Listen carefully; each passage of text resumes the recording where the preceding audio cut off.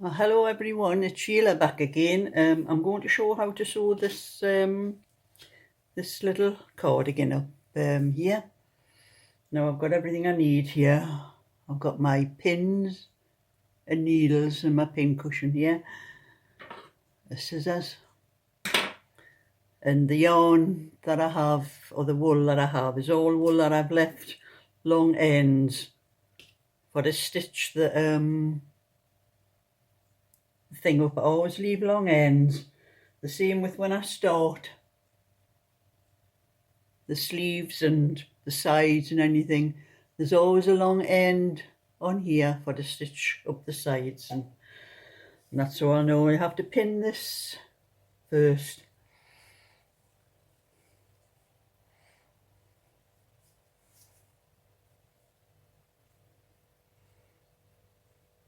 And I'm doing a flat seam, so I'll stitch it the way, I'll pin it the way I would stitch it. I don't usually pin this when I do it myself. I usually just put it like that and pin it, but because I'm doing the, a tutorial to show you, I'll pin it the way I'm going to stitch it.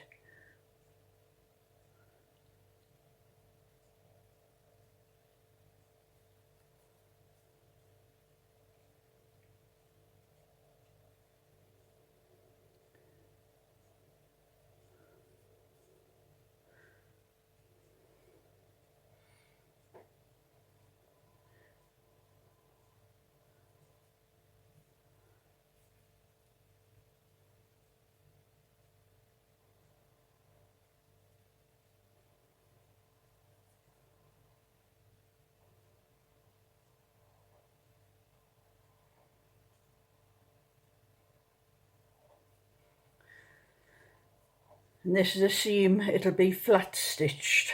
That's why I'm pinning it flat like that. But I need to thread the needle.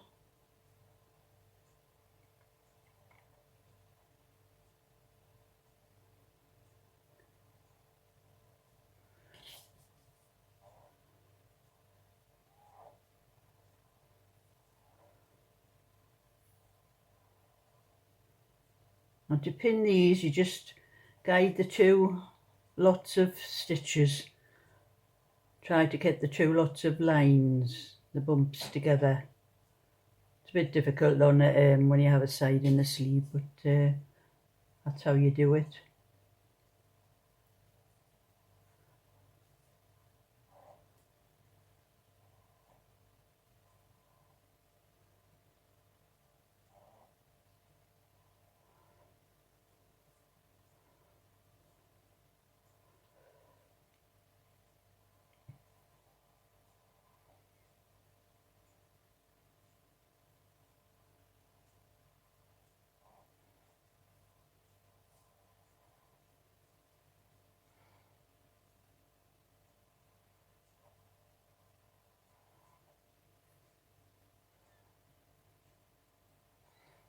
And that's the first pin out.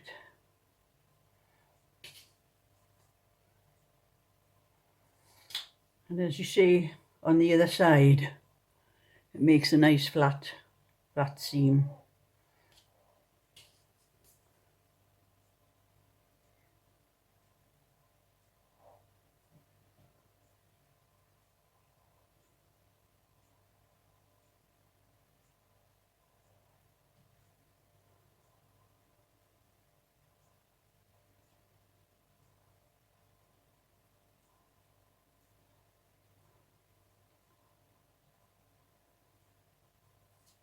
And second pin.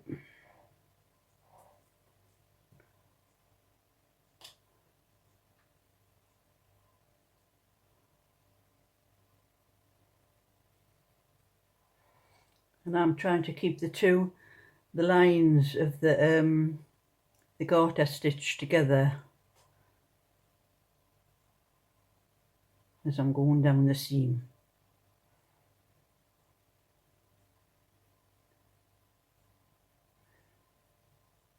Because those, when you look on the other side, you have those lines like that. You try to keep them matching.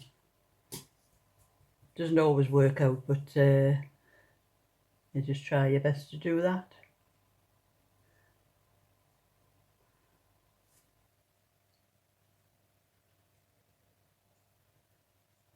pin out.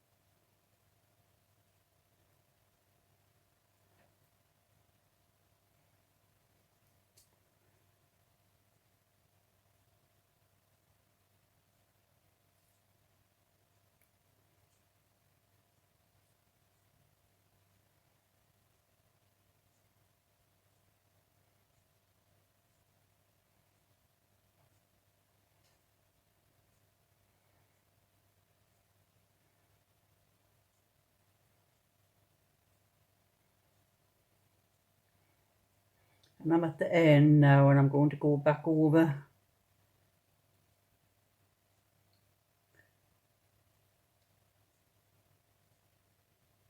for about 3 stitches.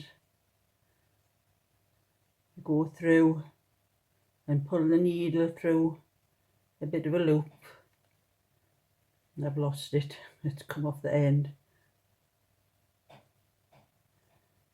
Then you pull it and tighten it. And I do that 3 times. I'll have to thread this needle again. There's not much left.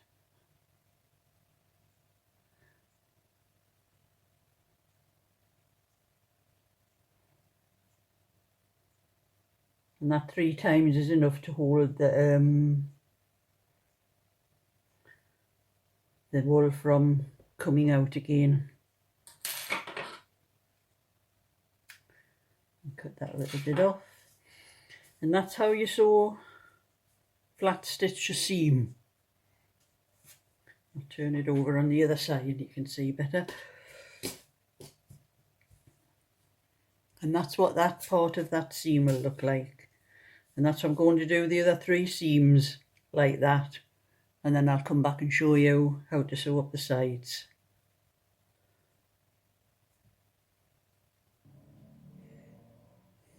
So that's how the seams look when they're stitched. Nice and tidy. Now I'm going to do the cuffs and the sides.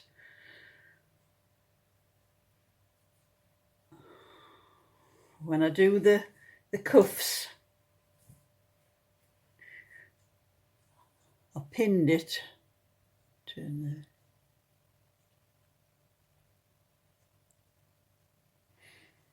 pinned it here because I'm going to flat stitch from the start of the cuff down to where the cuff ends here, and that's going to be flat stitched. And then this part here, when I come to do this, is going to be the back stitch. So I'll show what I'm doing here first. Oops, stop my needle. And I'll have to thread this needle. And this is a long end.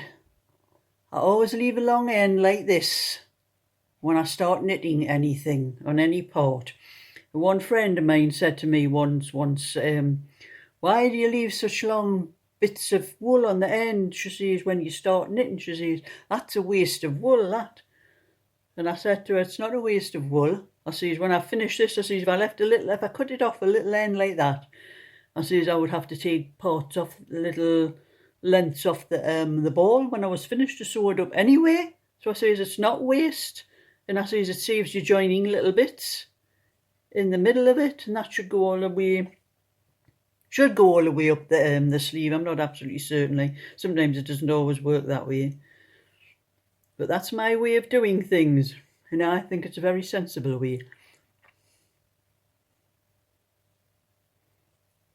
There's nothing worse than having to join some wool on in the middle of a seam. So I'm going to flat stitch this. Just put the two pieces together and just take the parts of the stitch on each side.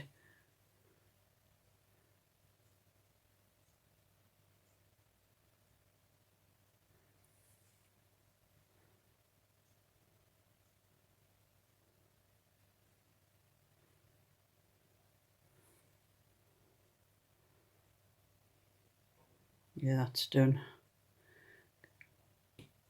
Oops, I've lost the pin inside there. Yeah, when you turn it the right way, that's the seam that I've just stitched. That's why I do a flat stitch, because it looks neater. Now I'm going to do turn it back again.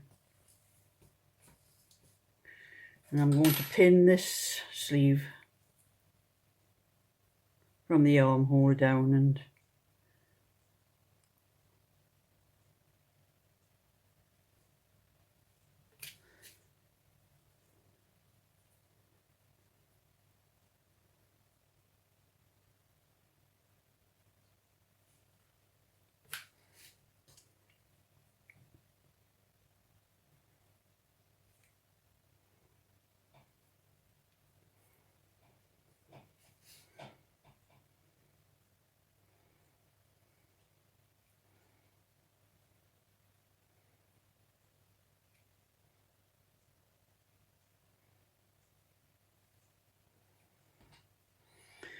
now I'm going to do a back stitch. As close to the edge of the seam as I can. I don't want a great thick seam up the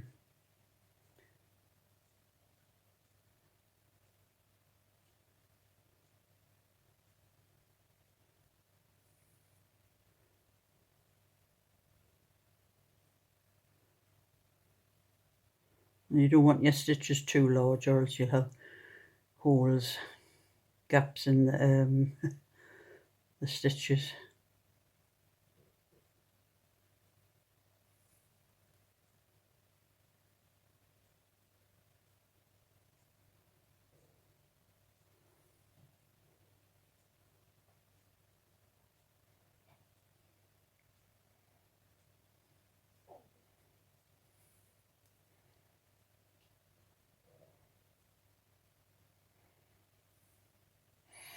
And I'm going to stitch like that, back stitch all the way up to the armhole, down the other side, and then do the other side exactly the same, and then I'll come back and show you when it's finished. Well, there's cardigan all sewn up.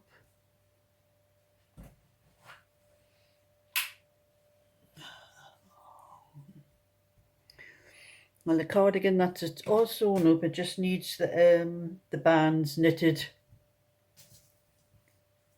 and putting on, and that's it, finished. And I think I might have made it a little bit big for my 7-year-old. I think I've done a little bit longer than I intended, but oh, there'll be plenty of grown room in it for her.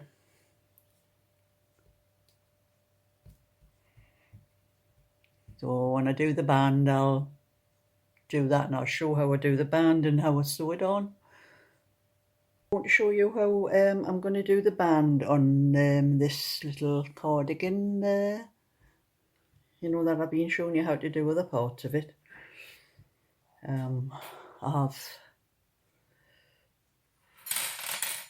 This is what I've got left. This is the last ball of this.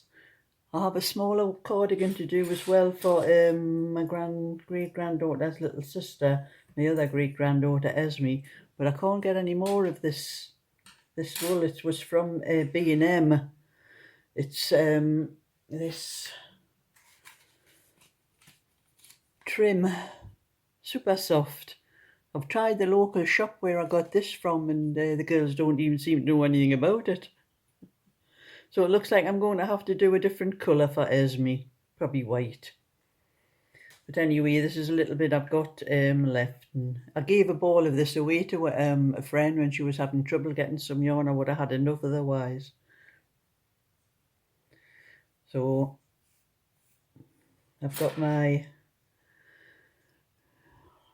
3¼ mm needles for the band, and I'm going to cast on 9 stitches. I'll leave a little bit for sewing. I haven't got anything on that end for sewing up, just that side. So I'll leave a little bit for sewing at the start. I'm making a slip knot and casting on the stitch.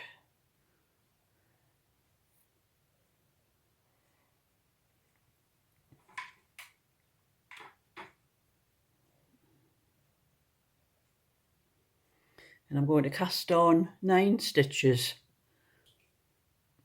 I cast on the cable cast on way. It's 2,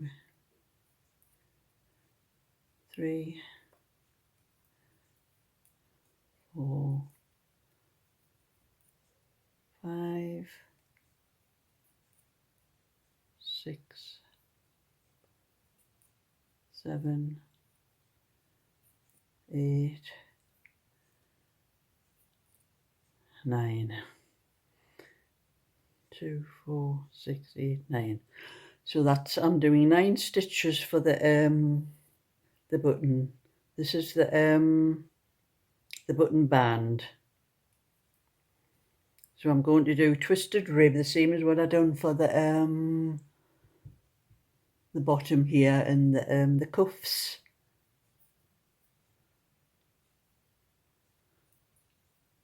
And for anyone that doesn't know, twisted rib is you knit into the back of the knit stitch on every row. And that gives a nice twist to the rib.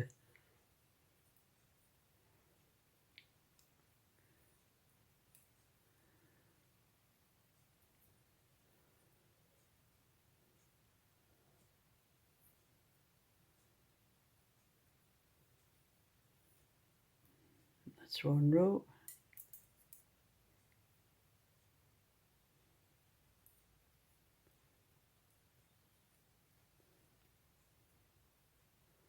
I'm sorry, start with a slip stitch. Start with a slip stitch. And then that's it. Purl into the back of the knit stitch. Purl into the back of the knit stitch. And that's all it is. The band are going to keep on knitting. And as I'm knitting, I'll have the cardigan in front of me, and I'll be measuring it up against, starting from the bottom up to the top. You have to stretch it slightly to fit. So it's just a matter of knitting, knit one, purl one, rib. And always slip the first stitch. That keeps the edge neat.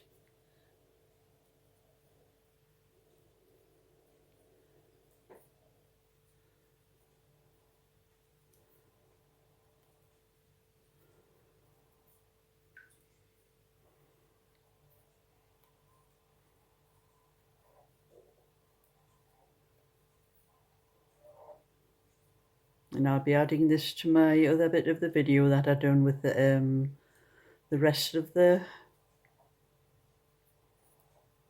cardigan.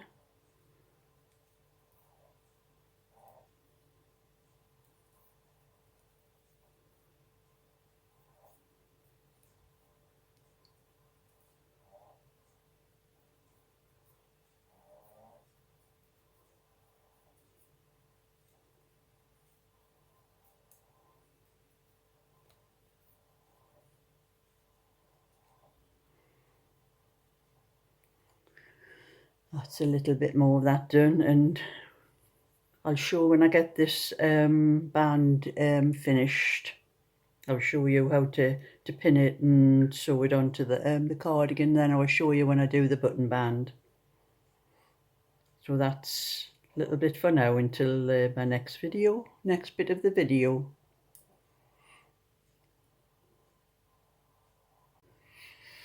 Right, I've knitted the bands, well, one of the bands, the button band, and as you can see, it doesn't quite come to the top. That's because when you stitch it on, you need to stretch it a little bit, like that. You don't want it the exact length, or it is going to be too long. So you have to stretch the button band a little bit to put it on. And when you do it, if you notice, I leave long lengths for stitching.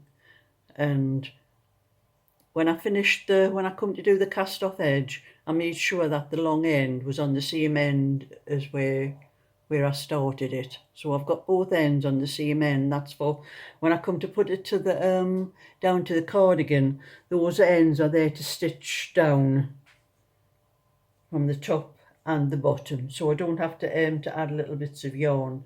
And if it's on the wrong side like that, you have to work out how to if it's on the wrong side like that,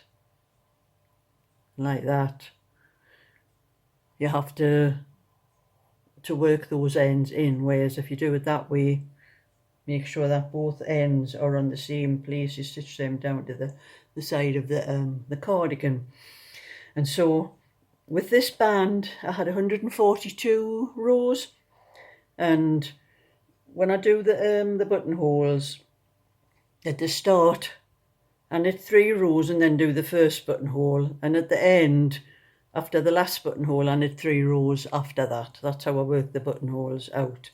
And so I had 142 rows, and I deducted those 6 rows, and then I have 7. I'm going to put 7 buttons on, so there's going to be 6 spaces between the buttonholes. And I worked that out that there's 22 rows. And there's 22 rows, and after I deducted those from the 142, I'm left with 4 rows. But sometimes most times when I do the button bands, they do tend to stretch a little bit more than the buttonhole band stretches more than the button band. So I'm not going to knit those 4 rows, I'm just leaving them out. And that's how I'm going to do that, and I'll show you how I do the buttonholes.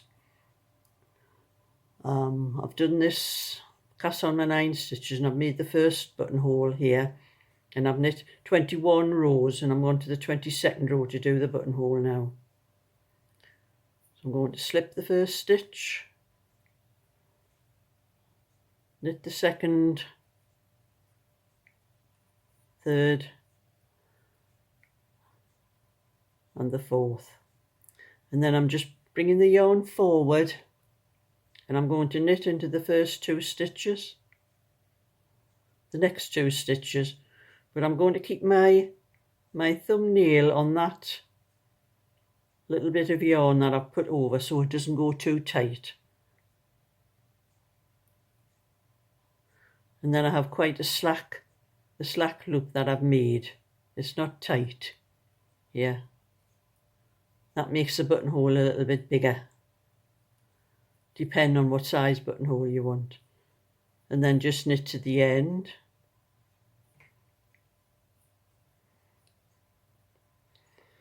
And then the row after that, it's just knit 1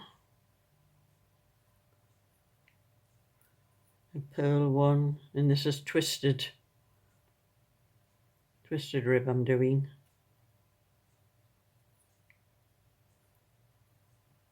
But when I come to that stitch where I made the buttonhole, it's a knit stitch, but I'm not going to twist it because that'll tighten the stitch up. So I'm just going to knit it as normal.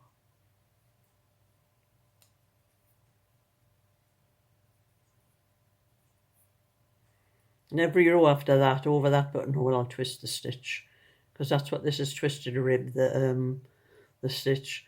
And there you can see it's big enough stitch for whatever you're using, whatever button size button. There's my button that I'm putting in.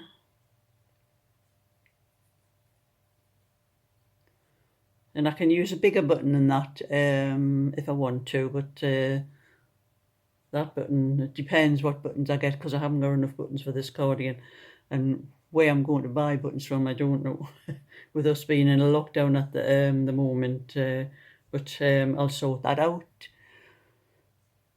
So I'll come back to you when I get all the bands finished and show you how I'm going to sew them on. So I've finished the bands, and I've stitched the button band on, and I'm in the middle of stitching the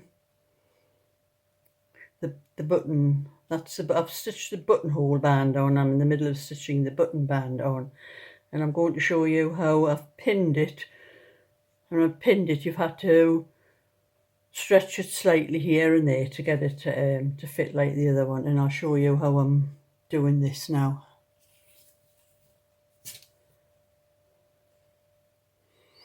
And it's doing a flat stitch seam.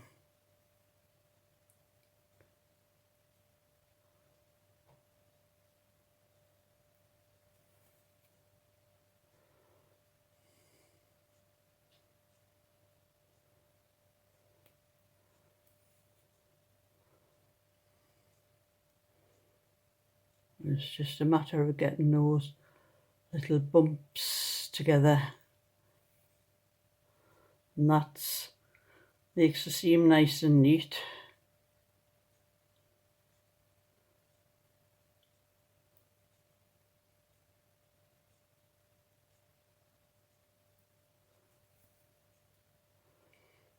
Let it pin out.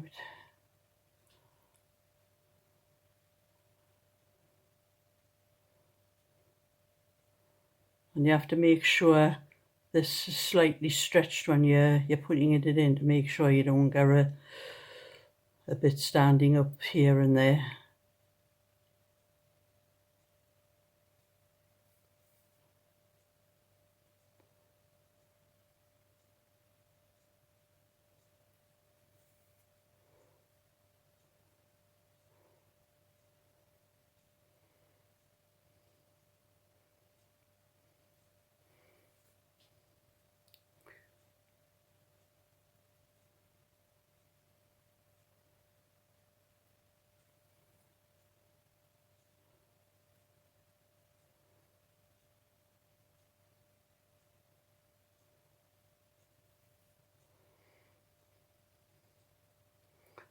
And this is how you stitch a button band onto a cardigan. It's quite simple. You can see it's very neat on the other side. The wool's curling up on the needle.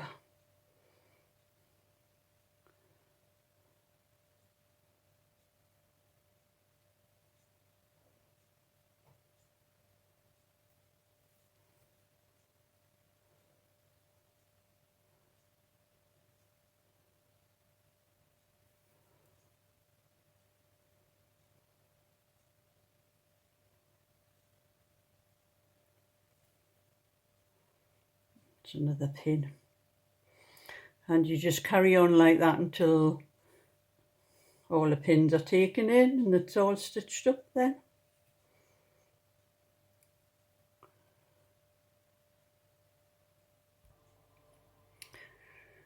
So that's my cardigan, my great granddaughter Holly, finished. Just needs buttons. Bands are stitched on. The only problem is, within a lockdown, you can't get buttons. There's no shops open that sell those things, which is so annoying. But I have another cardigan to knit now for a 2-year-old, so that'll keep me busy for a while. So if you like this video, give it a thumbs up and subscribe, and I'll show you any more that I get around to doing.